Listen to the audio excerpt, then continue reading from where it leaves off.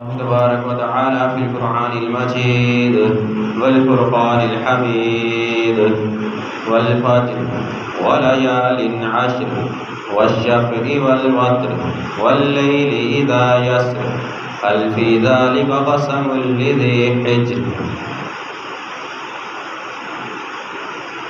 محترم سامعین اور سامعات،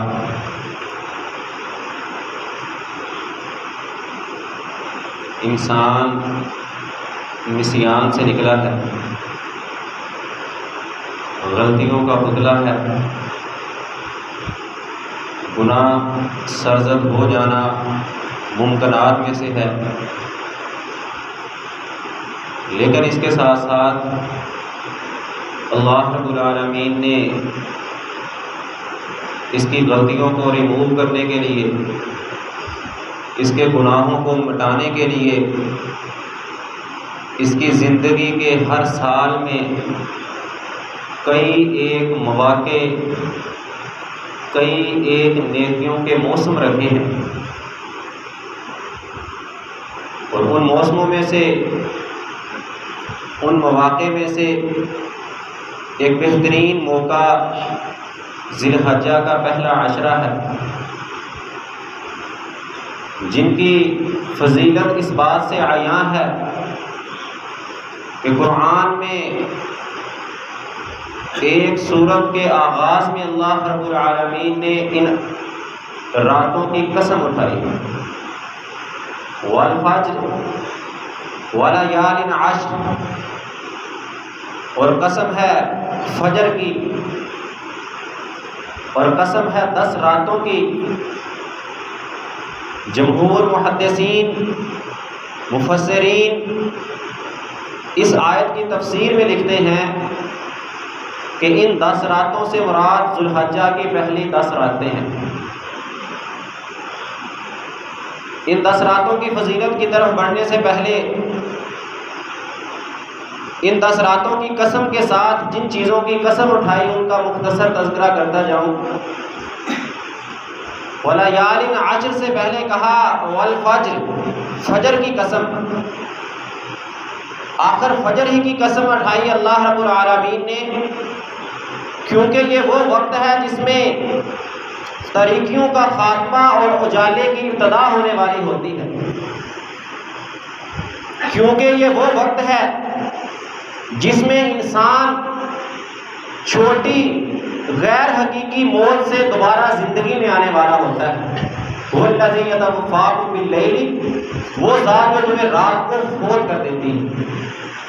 میں سمجھتا ہوں شاید خوابوں کی دنیا میں کھونے کے لیے میں آرام کرتا ہوں، شاید میری سوچ میں یہ آئے کہ میں دن بھر کی تھکاوٹ کے لیے رات کو آرام کرتا ہوں، یہ صورتیں اور یہ احوال بھی ہو سکتے ہیں، لیکن یہ بات یاد رکھنا، ہر رات کے بعد صبح بیداری کے وقت تجھے اللہ کی طرف سے ایک پیغام ملتا ہے۔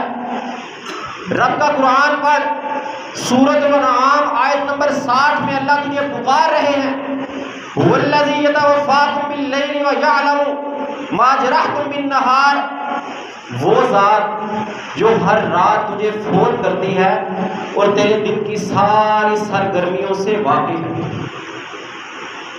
تجھے اگر رات کو رب تیری روح کو نکال کے دوبارہ جسم میں ڈال سکتا ہے تو رب کے اس قسم میں والفجر میں، صبح کے آغاز میں اٹھائی جانے والی قسم میں بھی تجھے پیغام ہے کہ انسان، فجر صبح کی ابتدا، روح کا تیرے جسم میں لوٹنا، دوبارہ تجھے زندگی کا مل جانا، اس بات کی گواہی ہے کہ جب تو حقیقی موت میں چلا جائے گا، قیامت کے دن رب تجھے دوبارہ اٹھا کے اپنی عدالت کے کٹہرے میں کھڑا کرے گا۔ یہ وہ وقت ہے جو قبولیت کی گھڑی کے قریب ترین ہے، قبولیت کا وقت فجر سے پہلے متصل، اس وقت کی قسم اٹھائی اللہ نے، والفجر ولیال عشر، اور 10 راتوں کی قسم، اس کی طرف پھر بڑھتے ہیں آگے انشاءاللہ۔ اس کے بعد کہا والشفع والوتر، ہر جفت اور تال کی قسم۔ اگر میں اس دنیا میں تھوڑی سی طائرانہ نگاہ دوڑاؤں تو تو شاید یہ بات غلط نہیں ہوگی کہ دنیا کی کوئی چیز طاق اور جفت سے باہر نہیں ہے. یا وہ طاق ہے یا جفت ہے، یا وہ دو پہ ڈیوائڈ ہونے والی ہے یا نہیں ہونے والی. 1 3 5 7 9 11 یہ طاق ہے، 2 4 6 8 10 12 یہ جفت ہے. اسی طرح آگے بڑھتے جائیں، جو بھی دنیا کی چیز ہے یا وہ جفت ہے یا وہ طاق ہے. لیکن یہاں پر اس عشرہ میں جہاں والا یالین عشر کہا، وہاں پر خاص طور پہ اللہ نے جفت اور طاق کی قسم اٹھائی. کیوں؟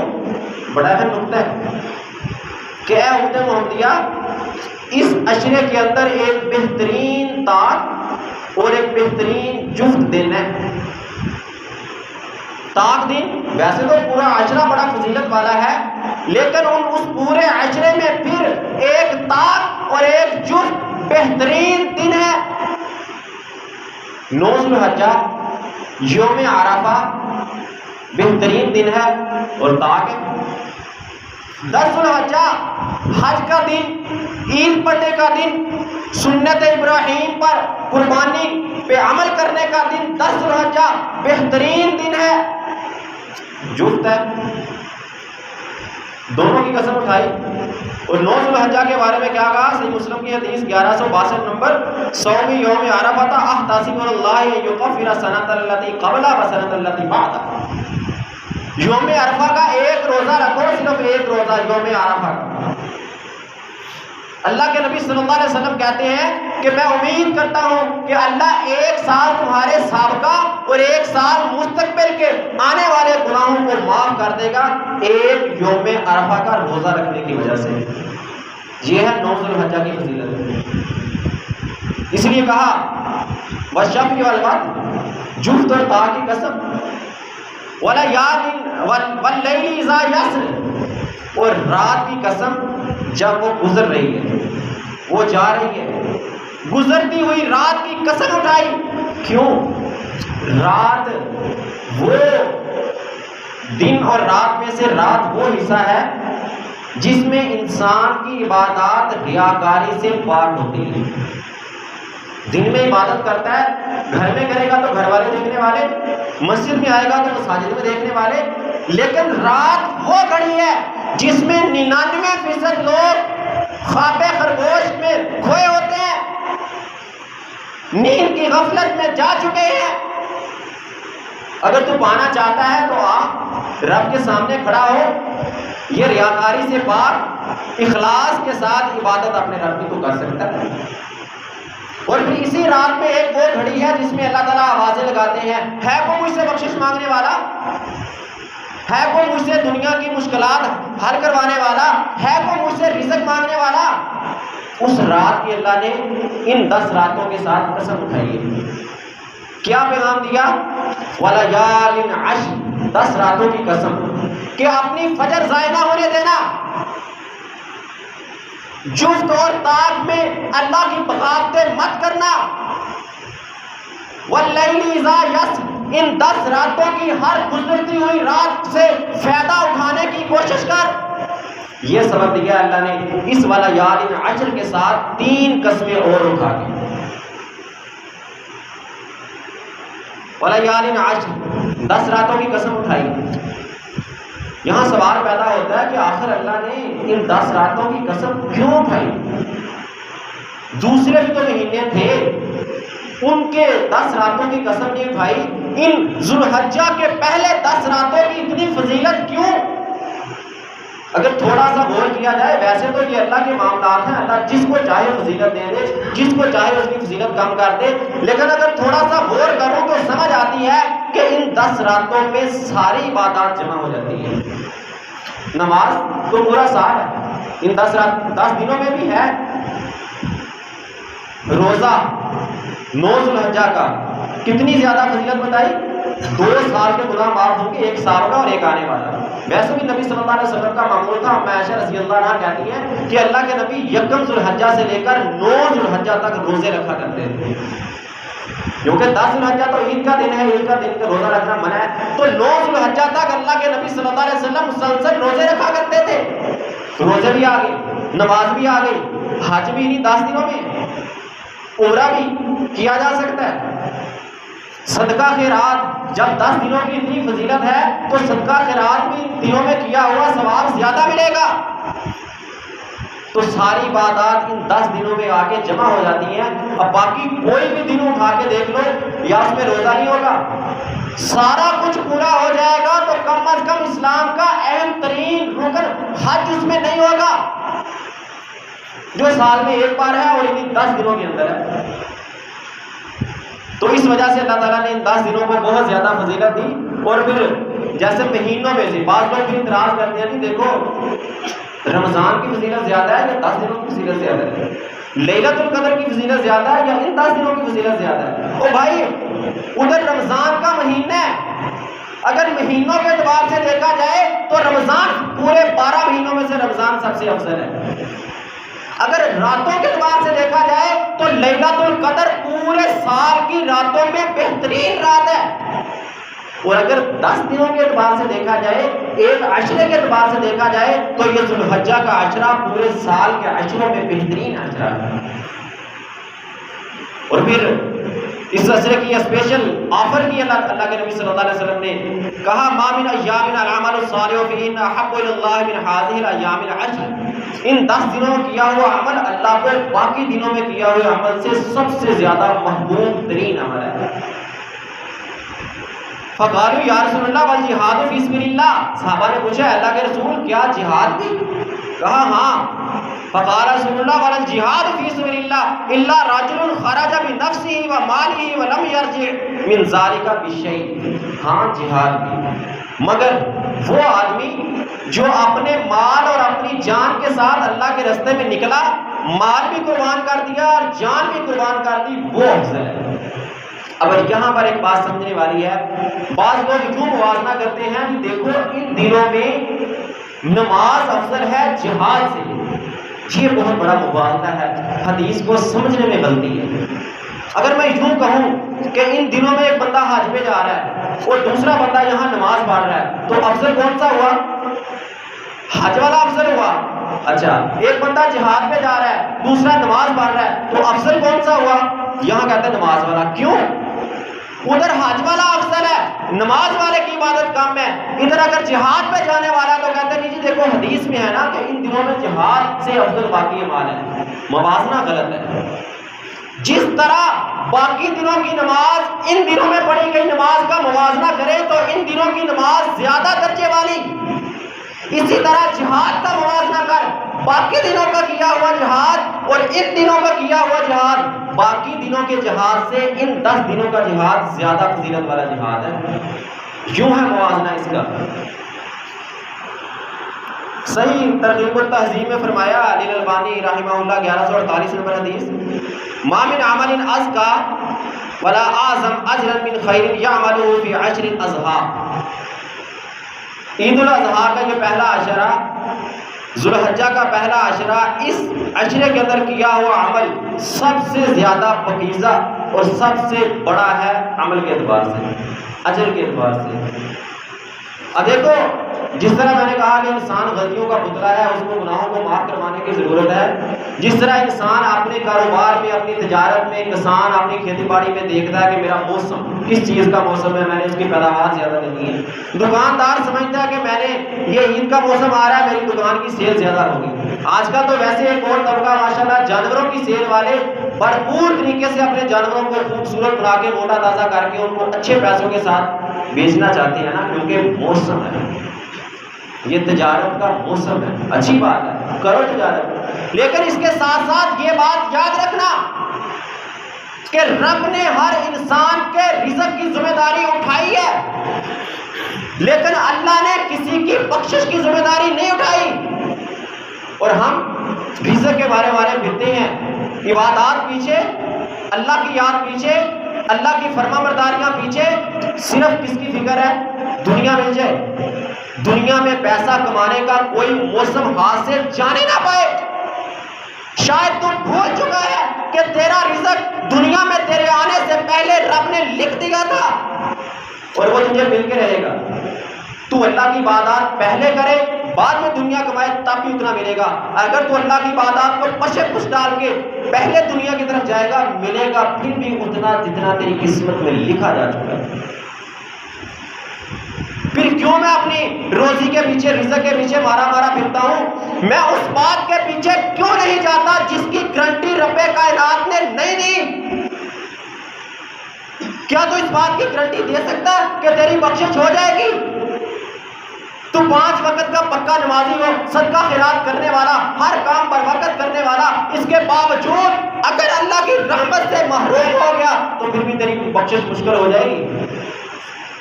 تجھے کیا پتا کہ تیری نمازیں قبول ہو رہی ہیں کہ نہیں، تیری عبادات قبول ہو رہی ہیں کہ نہیں؟ کیا کبھی تو نے اپنے اعمال کی قبولیت کی دعا کی؟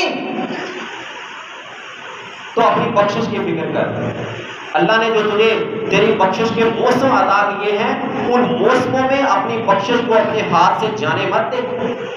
ان موسموں میں سے ایک یہ موسم ہے 10 دن. قرآن میں اللہ تعالیٰ نے فرمایا فَلْيَتَنَافَسِ الْمُتَنَافِسُونَ، مقابلہ کرنے والے اس چیز میں مقابلہ کریں. اس کے پہلے اور بعد میں جنت کا تذکرہ کیا، جنت کے اوصاف بیان کیے اور کہا فَلْيَتَنَافَسِ الْمُتَنَافِسُونَ. اور لوگوں اگر مقابلہ بازی کرنا چاہتے ہو نا، ایک دوسرے سے آگے بڑھنے کا شوق ہے، سبقت لے جانے کا شوق ہے، تو آؤ فَلْيَتَنَافَسِ الْمُتَنَافِسُونَ، اس چیز میں مقابلہ کرو کہ جنت میں کون جائے گا، جنت میں پہلے کون داخل ہوگا، کس کے گناہ کم ہیں. اگر اللہ کی رحمت نہ ہوئی تو کتنی تھوڑی سزا پا کے وہ جلدی سے جلدی جنت میں چلا جائے گا. کیا میں نے کبھی اللہ کی رحمت کا سوال کیا یا نہ کیا؟ اس چیز میں مقابلہ کر. وہ میرا ساتھ والا، میرا بھائی، میرا والد، میرا بیٹا، میرا دوست، اس کی عبادات کی پروگرس کیا ہے اور میری عبادات کی پروگرس کیا ہے؟ کیا میں اس سے پیچھے ہوں یا اس سے آگے؟ فَلْيَتَنَافَسِ الْمُتَنَافِسُونَ، اس چیز میں مقابلہ کر. میرا بھائی، میرا دوست، میری دکان کے ساتھ والا، میرا ساتھ والا کسان، وہ کتنا صدقہ خیرات کرنے والا ہے اور میں کتنا صدقہ خیرات کرنے والا ہوں. فَلْيَتَنَافَسِ الْمُتَنَافِسُونَ، اس چیز میں مقابلہ کر. کرنے کے کام کیا ہے دنوں کے اندر؟ سب سے پہلے فرائض کی پابندی کرے. جو کہتے ہیں نا کہ بھئی سستی ہو جاتی ہے، نہیں کیے جاتے، سب سے پہلا کام اپنی فرضی نمازوں کی پابندی کرے. یہ اللہ نے تربیت کے لیے ہمارے سال کے اندر دن رکھے ہیں. کبھی رمضان آ گیا، کبھی عشرہ ذی الحجہ آ گیا، کبھی کوئی آ گیا. یہ صرف تربیت کے لیے. انسان تو بھٹک رہا ہے، تو پھسل رہا ہے، واپس آ. 10 دن پابندی کر کے میں نماز کی سستی نہیں کروں گا.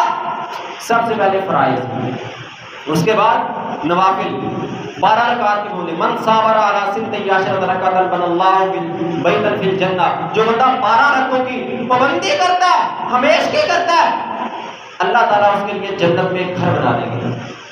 سارا سال سستی ہوتی ہے نا، نہیں نہ پڑھ سکتا. تہیہ کر کے میں نے یہ 10 دن ذو الحجہ کے 12 رکعتیں پابندی سے نوافل پڑھنے ہیں. 2 فجر سے پہلے، 4 ظہر سے پہلے، 2 ظہر کے بعد، 2 مغرب کے بعد، 2 عشاء کے بعد. مشکل نہیں ہے، آسان کام ہے. اور ان 12 میں سب سے زیادہ جو سستی سے رہ جاتے ہیں وہ ظہر سے پہلے والے 4 ہیں.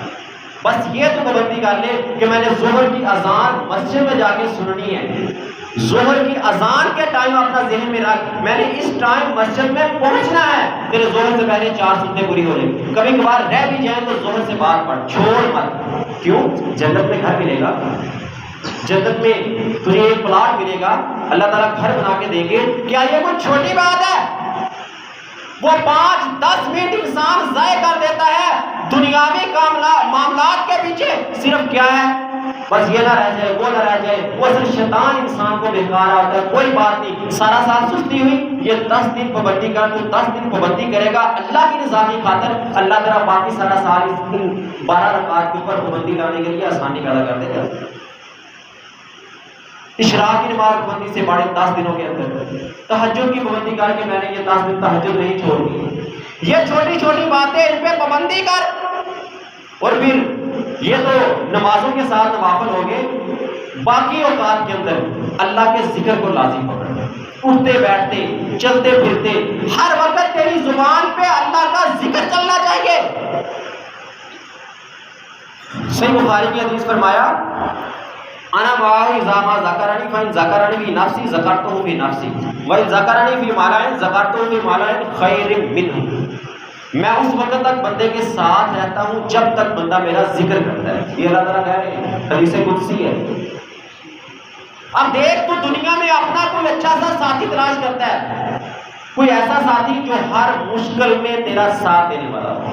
ادھر اللہ تعالیٰ اعلان کر رہے ہیں کہ میں تیرا ساتھی بننا چاہتا ہوں، میں تیرا دوست بننا چاہتا ہوں، تیری کاروبار میں لین دین میں تیرا پارٹنر بننا چاہتا ہوں، لیکن شرط ایک ہے کہ تیری زبان پہ ہر وقت اللہ کا ذکر چلنا چاہیے. انا معاذ ما تحرکت بی شفتاہ، ابن ماجہ کی حدیث کہ میں اس وقت تک اپنے بندے کا ساتھی رہتا ہوں جب تک میرے بندے کے یہ دو ہونٹ میرے لیے متحرک رہتے ہیں. اللہ کا ذکر کو مت چھوڑ. حکام ہاتھ سے کر رہا ہے، زبان سے ذکر کر. فائدہ کیا ہوگا؟ تیرے اس کام میں تیرا ساتھی، تیرا پارٹنر اللہ بن جائے گا. اور جب تیرا ساتھی، تیرا پارٹنر، تیرا حصے والا، آسانیاں پیدا کرنے والا، اس کام کو آسانی سے پایا تکمیل تک پہنچانے والا تیرا رب ہوگا تو کیا کام میں نقصان ہو سکے گا؟ بڑا آسان بڑھیا ہے، بڑا آسان کام ہے. جو بھی انسان کام کر رہا ہے زبان تو فارغ ہے نا، زبان سے اللہ کا ذکر مت چھوڑ. چھوٹے چھوٹے کلمات اللہ کے نبی صلی اللہ علیہ وسلم نے اتنی زیادہ فضیلت فرمائی. صحیح مسلم کی حدیث ہے، فرمایا 2137 نمبر، احب الکلام الی اللہ اربع، سبحان اللہ والحمد للہ ولا الہ الا اللہ واللہ اکبر. اللہ کے ہاں پسندیدہ کلمات سبحان اللہ، الحمدللہ، لا الہ الا اللہ، اللہ اکبر. اب کیا کوئی مشکل ہے؟ تو کام کر رہا ہے نا، کسان ہے، چارہ کاٹ رہا ہے، پڑھتا رہے سبحان اللہ سبحان اللہ سبحان اللہ. دکان پہ بیٹھا ہے، گاہک نہیں آ رہا، بڑا پریشان ہے، عید کا سیزن ہے، اس کے باوجود صبح سے فارغ بیٹھا ہوں. بھائی کیوں فارغ بیٹھا ہوں؟ کیا تو بھول گیا اس بات کو؟ انا معاذ ما تحرکت بی شفتاہ. اللہ نے گارنٹی دی ہے کہ انسان تو اپنی زبان پہ میرا ذکر لا، میں تیرا ساتھی بنوں گا، میں تیرا ساتھ دوں گا، تیرا پارٹنر میں بنوں گا. تجھے پریشانی نہیں آئے گی. پریشان بیٹھا ہے نا، گال نہیں آ رہا، سیل نہیں ہو رہی، منافع نہیں آ رہا، مہنگائی کا دور ہے، بچوں کا پیٹ کیسے پالوں گا، گھر کے اخراجات کیسے چلاؤں گا؟ وہ بھائی اللہ کو اپنا ساتھی بنا، اپنا دوست بنا. مت فارغ بیٹھ، زبان پہ اللہ کا ذکر رکھ، سبحان اللہ، الحمدللہ، لا الہ الا اللہ، اللہ اکبر، سبحان اللہ وبحمدہ، سبحان اللہ العظیم. اللہ کا ذکر کرتا رہے. رب کعبہ کی قسم اٹھا کے کہتا ہوں، میری بات نہیں ہے، حدیث قدسی ہے، اللہ تعالیٰ کی بات ہے. اللہ تیرے لیے ایسے ایسے ذریعوں سے آسانیاں پیدا کرے گا، تیرے سوچ میں بھی نہیں ہوگا. کون دنیا میں ایسا ہے جو کہتا ہے کہ میرا کوئی دشمن نہیں ہے یا میرا کوئی حاسد نہیں ہے، مجھ سے کوئی حسد کرنے والا نہیں ہے؟ کتنے ایسے لوگ ہیں جو لوگوں کے پاس جا کے تعویذ دھاگے کروا رہے ہیں. وہ جی فلاں رشتہ دار ہے، وہ میرے پیچھے بڑھ گیا، میرا کاروبار نہیں چل رہا، میرا فلاں نہیں چل رہا، میرے اوپر کسی نے جادو کر دیا، میرے گھر سے یہ ختم نہیں ہو رہا، میرے گھر میں وہ معاملات ہیں. وہ بھائی کیوں در در کی ٹھوکریں کھا رہا ہے؟ کیوں اپنا پیسہ ضائع کر رہا ہے ان پیروں فقیروں کو دے دے کے؟ واپس پلٹ. انا معاذ ما تحرکت بی شفتاہ، گارنٹی دے چکے اللہ نے نبوت والی زبان کے راستے سے. تیرے لیے مشکلات ہیں، پریشانیاں ہیں، مصائب ہیں. دنیا میں اپنا اچھا ہم سفر تلاش کرتا ہے، اچھا دستے بازو تلاش کرتا ہے. تو اللہ کو اپنا دوست کیوں نہیں بنا لیتا؟ اللہ کو اپنا ساتھی کیوں نہیں بنا لیتا؟ یہ 10 دن ٹریننگ اللہ نے تیرے لیے دیے ہیں، تربیت کے دیے ہیں. ان 10 دنوں میں اپنی زبان کو 24 گھنٹے ذکر سے تر رکھ. پھر تیری حاسد کی طرف سے آنے والے فائد، اس کی طرف سے آنے والی بد دعائیں، تیرے دشمن کی طرف سے آنے والے تیر و تلوار، ان کے سامنے بلٹ پروف جیکٹ تیرا رب بنائے گا. تجھے فکر نہیں ہوگی. تیرا کام صرف زبان پہ اللہ کے ذکر کو جاری کرنا ہے. اور اس کی بہترین تربیت کے دن یہ 10 دن اللہ نے رکھے ہیں. ان 10 دنوں میں تو عبادت کر، اللہ سے ثواب بھی کما، اور تیرا ایک روٹین بن جائے گی، تیرا معمول بن جائے گا. تیری زبان تو سوچے گا بھی نہیں تو تیری زبان سے سبحان اللہ، استغفر اللہ، اللہ اکبر، لا الہ الا اللہ یہ نکلتا رہے گا. پھر تجھے پریشان ہونے کی ضرورت نہیں ہے کہ میرے دشمن کی طرف سے کیا معاملات ہے، وہ میرے خلاف کیا پروپیگنڈا چل رہا ہے، کیا پلان ہو رہا ہے، مجھے پھنسانے کے کیا کیا طریقے گھڑے جا رہے ہیں، کرنے دے سب کچھ، جو کرنا کرنے دے، تو نے اپنا ساتھی اپنے رب کو بنا لیا ہے، اب تیرے سارے معاملات تیرے رب کے ذمہ ہیں، اس کی طرف سے جتنے بھی برسٹ آئیں گے ان برسٹ کو روکنے کے لیے تیرے رب نے تیرے سامنے بلٹ پروف جیکٹ لگا دی ہے۔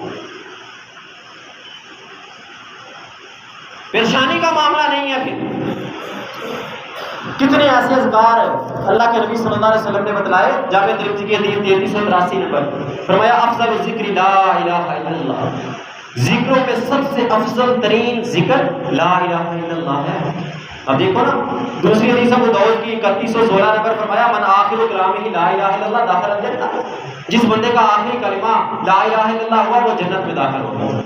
اب ہر بندے کو یہ پتہ ہے، وہ جانتا ہے کہ آخری کلمہ لا الہ الا اللہ پڑھ لیا تو جنت پکی۔ اور ہر بندے کی خواہش ہے کاش موت کے وقت مجھے لا الہ الا اللہ نصیب ہو جائے۔ کیا کبھی زندگی میں پڑھا ہے؟ وہ جو بچپن میں ماما بابا نے سکھلا دیا تھا توتلی زبان سے لا الہ الا اللہ محمد رسول اللہ، مسجد میں گیا تھا قاری صاحب نے سکھلا دیا تھا لا الہ الا اللہ محمد رسول اللہ، کیا اس کے بعد میں نے کبھی اپنی زبان سے اس کلمے کا ورد کیا ہے؟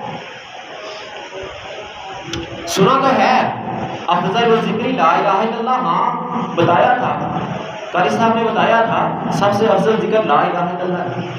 اور میں نے یہ بھی سنا ہے کہ مرتے وقت پڑھ لیا تو جنت مل جائے گی۔ او بھائی اٹھا، آج کی سائنس کی تحقیق اٹھا کے دیکھ لے، مرتے وقت مرنے سے بالکل متصل پہلے تیرے دماغ کی اس LCD میں اس کار ریڈر پہ کیا چل رہا ہوتا ہے جو ساری زندگی تو نے کیا ہوتا ہے۔ کتنی ایسی مثالیں ہماری دنیا میں موجود ہیں، بیان کرنے کا وقت نہیں ہے۔ کتنے لوگوں کو بارہا بار موت کے وقت تلقین کی جاتی رہی قولوا لا الہ الا اللہ قل لا الہ الا اللہ، لیکن ان کی زبان سے نہیں نکل سکا۔ کیوں؟ ساری زندگی تو موسیقی سنے، ساری زندگی تو گانے سنے، ساری زندگی لوگوں کو گالی گلوچ کرے، ساری زندگی زبان سے غیبتیں چغلیاں کرے، اور مرتے وقت تجھے لا الہ الا اللہ میسر ہو جائے، رب تیری زبان پہ تالا لگا دے گا، تیری زبان پہ مہر لگ جائے گی۔ آج وقت ہے عادت بنا، معمول بنا۔ ہم کہتے ہیں جی مان نہیں سکتا، کیا کروں؟ یہ 10 دن اللہ نے تجھے دیے ہیں، 10 دنوں میں اللہ کے ذکر کو اپنی زبان پہ 24 گھنٹے جاری رکھ۔ بڑا مشکل کام ہے نا، طریقہ میں بتلا دیتا ہوں، آسان کر لے اور آسان کر۔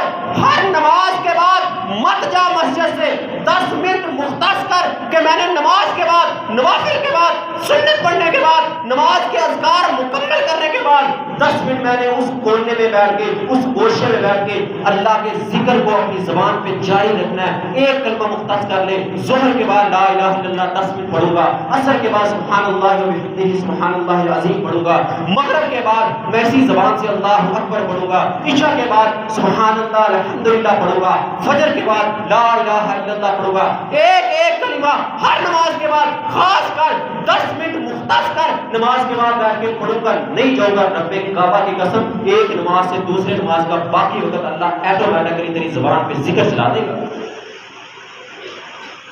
کر کے تو دیکھ، صرف کہنے تک نہیں، عمل سے زندگی بنتی ہے، جنت بھی جہنم بھی۔ عمل کرنا ضروری ہے، عمل کے لیے اپنے معاملات کو ترتیب دینا ضروری ہے۔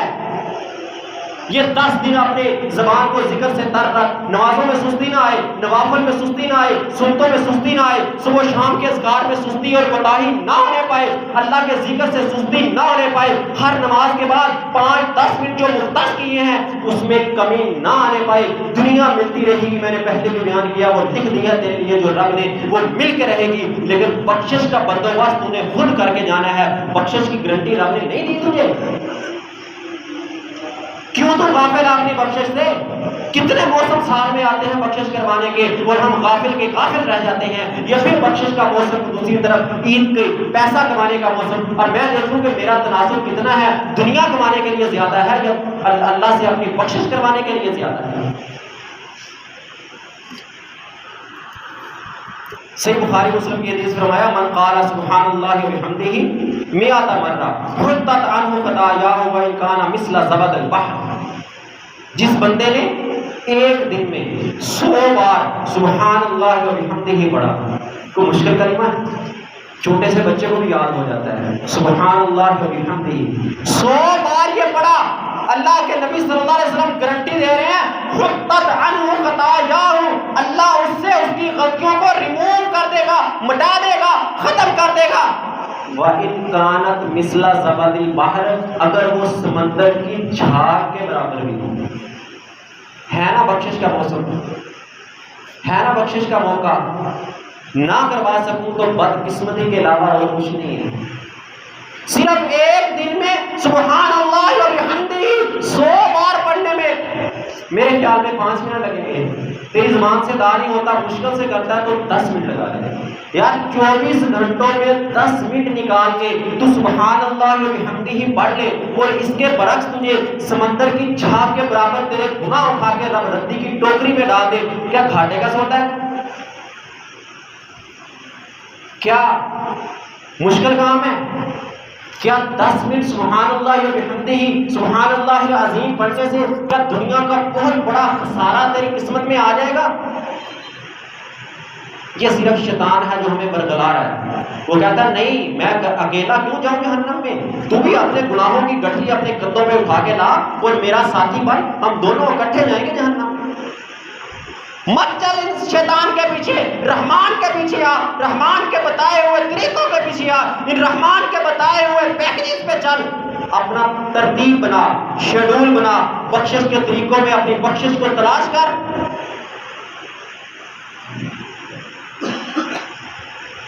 گناہ چھوڑنے کا آسان ترین طریقہ، اللہ کے نبی صلی اللہ علیہ وسلم اپنے صحابی کو کہتے ہیں الا ادلکم علی کنز من کنوز الجنہ، اے میرے صحابی کیا تجھے میں جنت کے خزانوں میں سے ایک خزانہ نہ بتاؤں؟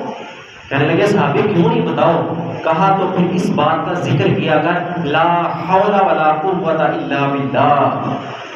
بعض لوگ کہتے ہیں نا ہمیں نماز کے وقت جاگ نہیں آتی، نیکی کرنا چاہتا ہوں لیکن پتہ نہیں کیا ہے میرے کوئی ایسا دل پہ پردہ پڑ گیا، نیکی کی طرف جانے لگتا ہوں تو بس دل ایسا وہ رکاوٹ پیدا ہو جاتی ہے، نہیں کر پاتا. اس کلمات کو اپنی زبان پہ ہمیشہ کے لیے چلا، پھر دیکھنا تیرے نیکی کے راستے رب کیسے آسان کرتا ہے. لا حول ولا قوت الا باللہ، ترجمے پہ غور کر، کیا معنی ہے؟ لا حول ولا قوت، لا حول یادہ گناہ سے بچنے کی کوئی طاقت نہیں ہے، ولا قوت یادہ نیکی کرنے کی کوئی استطاعت نہیں ہے، الا باللہ مگر تیرے ساتھ. وہی بات تو نے اپنا معاملہ اٹھا کے اللہ کی عدالت میں پیش کر دیا، یا اللہ گناہوں سے بچانا ہے تو تو نے بچانا ہے، یا اللہ نیکی پہ لے کے جانا ہے تو تو نے لے کے جانا ہے. تو نے معاملہ اللہ کی عدالت میں چھوڑ دیا، کیا اللہ تجھے ضائع جانے دے گا؟ رب کعبہ کی قسم میں نے ایسے لوگوں کو جانتا ہوں، نہ وہ موبائل پہ لارے لگاتے ہیں، نہ وہ کسی کو کہتے ہیں کہ مجھے جگا دینا. قسم اٹھا کے کہتا ہوں، قسم اٹھا کے رب کعبہ کی قسم میں نے اپنی آنکھوں سے ایسے لوگوں کو دیکھا ہے ساری رات جاگے ہیں، فجر سے آدھا گھنٹہ پہلے سویا، آدھا گھنٹہ پہلے رب کعبہ کی قسم فجر کی اذان بعد میں ہوتی ہے، آنکھ ان کی پہلے کھل جاتی ہے. کیوں؟ لائن رب کے ساتھ ملی ہے، زبان سوئی ہوئی نہیں ہے، بیدار ہے تو ذکر اللہ کا چلتا ہے، پھر اللہ اپنے بندے کی نماز کو ضائع نہیں ہونے دیتا.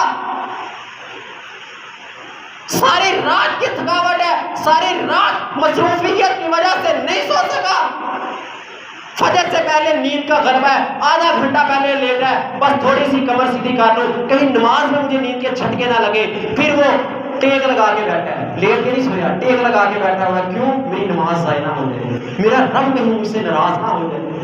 اور فجر کی اذان بعد میں ہوتی ہے، آنکھ پہلے کھل جاتی ہے، پھر اس کے بعد آتی ہے آواز اللہ اکبر اللہ اکبر. اللہ کہتا ہے دیکھ بندے تو نے بات مجھ پہ ڈالی تھی نا، تو نے کہا تھا لا حول ولا قوت الا باللہ، جا اذان بعد میں ہوئی ہے، تیری آنکھ پہلے میں نے بیدار کر دی ہے، تیرے جسم میں تیری روح کو پہلے میں نے لوٹا دی ہے. گناہ چھوڑنا چاہتے ہو، نیکیوں پہ آنا چاہتے ہو، بخشش کروانا چاہتے ہو، اپنے آپ کو صراط مستقیم پہ لانا چاہتے ہو، لا حول ولا قوت الا باللہ کا ورد اپنی زبان پہ رکھو، اور خاص طور پہ ان 10 دنوں میں عادت بناؤ، فضیلت والے دن ہیں۔ فرمایا کہ ان دنوں کے اندر خاص طور پہ کیا جانے والا کام تکبیرات ہے، اللہ اکبر اللہ اکبر، لا الہ الا اللہ، اللہ اکبر اللہ اکبر وللہ الحمد۔ صحیح بخاری کتاب العیدین، ابن عمر اور ابو ہریرہ رضی اللہ عنہما یخرجان الی السوق فی ایام العشر یکبران ویکبر الناس بتکبیرہما، بازار کی طرف نکل جاتے ہیں 10 دنوں، ہمارے یہاں معمول چلتا ہے عید والے دن بس ایک دن تکبیرات کا ورد ہو گیا، اس کے بعد چھٹی۔ شام نظر آنے سے لے کر ایام تشریق 13 ذوالحجہ تک یہ 13 دن ہیں تکبیرات پڑھنے کے۔ اور صحابہ کا معمول کیا تھا؟ بازار میں نکلتے 2-2 3-3 کا گروپ بنا کے بازار میں نکلتے، اونچی آواز سے پڑھتے اللہ اکبر لا الہ الا اللہ، اللہ اکبر وللہ الحمد۔ ان کو دیکھ کے لوگ بھی تکبیرات پڑھنا شروع کر دیتے، اب پڑھیں گے لوگ، ثواب ان کو بھی ملے گا۔ تو یہ اس ان دنوں کے اندر کرنے والا خاص کام ہے۔ ان دنوں کے اندر تکبیرات زیادہ کثرت سے پڑھنی چاہیے۔ اگر ہم نہ کیا یہ کام، اللہ کے ذکر کی طرف نہ پلٹے، تو یاد رکھنا قرآن میں اللہ نے اس بات کا اعلان کیا، سورۃ طٰہٰ آیت نمبر 124، فمن اعرض عن ذکری فإن له معیشۃ ضنکا ونحشرہ یوم القیامۃ اعمیٰ۔ انسان اگر تم نے میرے ذکر سے منہ موڑ لیا، جس نے میرے ذکر سے منہ موڑا، کل کیا ایک تو میں اس پر اس کی معیشت تنگ کر دوں گا۔ مہنگائی کا پہاڑ ٹوٹ رہا ہے نا، آج رات میں پیٹرول کی قیمت پھر بڑھ گئی، ڈیزل کی قیمت پھر بڑھ گئی، کس طرح آئے دن پہاڑ مہنگائی کے گر رہے ہیں۔ سوچ وجہ کیا ہے، پرابلم کیا ہے، کیوں ایسا ہو رہا ہے؟ فمن اعرض عن ذکری فإن له معیشۃ ضنکا۔ رب کا قرآن سورۃ طٰہٰ آیت نمبر 124 خود پڑھ کر جاتے ہیں، خود پڑھ، ہر بندے کو نصیحت کر رہا ہوں، سورۃ طٰہٰ آیت نمبر 124 ذرا جا کے پڑھ کے دیکھنا، رب نے اعلان کیا کیا ہمارے لیے، انسان اگر تو نے میرے ذکر سے منہ موڑا تو میں تیری معیشت تجھ پہ تنگ کر دوں گا، مہنگائی کا پہاڑ ٹوٹے گا، تیری دکانداری نہیں چلے گی، تیری فصل برباد ہو جائے گی، تیرے جانور ہلاک ہو جائیں گے، تجھے منافع کی بجائے خسارہ آنا شروع ہو جائے گا۔ وجہ کیا ہے؟ تو نے اللہ کو بھلا دیا، ذکر کو بھلا دیا، تو انسان تیرے لیے سب کچھ بند ہو گیا۔ یہی تک نہیں، وَنَحْشُرُهُ يَوْمَ الْقِيَامَةِ أَعْمَىٰ، کل قیامت کے دن تجھے اندھا کر کے اٹھاؤں گا۔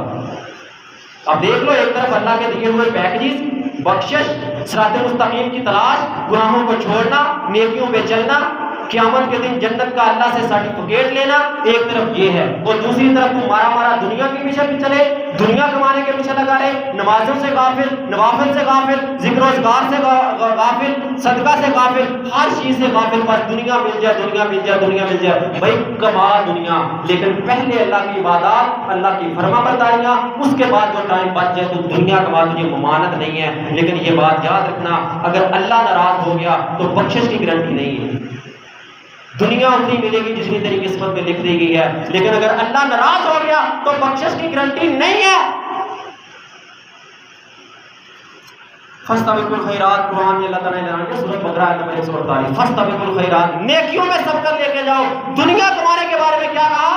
الہاکم التکاثر، او بھائی یہ تمہارا ایک دوسرے سے بڑھ بڑھ کے دنیا کمانا، زیادہ مل جائے، زیادہ مل جائے، تمہیں اس بات نے ہلاک کر کے رکھ دیا، حتیٰ زرتم المقابر، بندہ بوڑھا ہو جاتا ہے، دنیا کی تماہ ختم نہیں ہوتی، حتیٰ زرتم المقابر، تم قبروں تک پہنچ گئے، دنیا کی ہیرت پھر بھی ختم نہیں ہوئی۔ سبقت کس چیز میں لے جانی ہے؟ فاستبقوا الخیرات، سورۃ البقرہ آیت نمبر 148 میں اللہ تعالیٰ اعلان کر رہے ہیں، نیکیوں میں سبقت لے جاؤ، گناہوں کو چھوڑو، نیکیاں کمانے میں سبقت لے جاؤ، اس بات کا اعلان اللہ تعالیٰ نے کیا ہے۔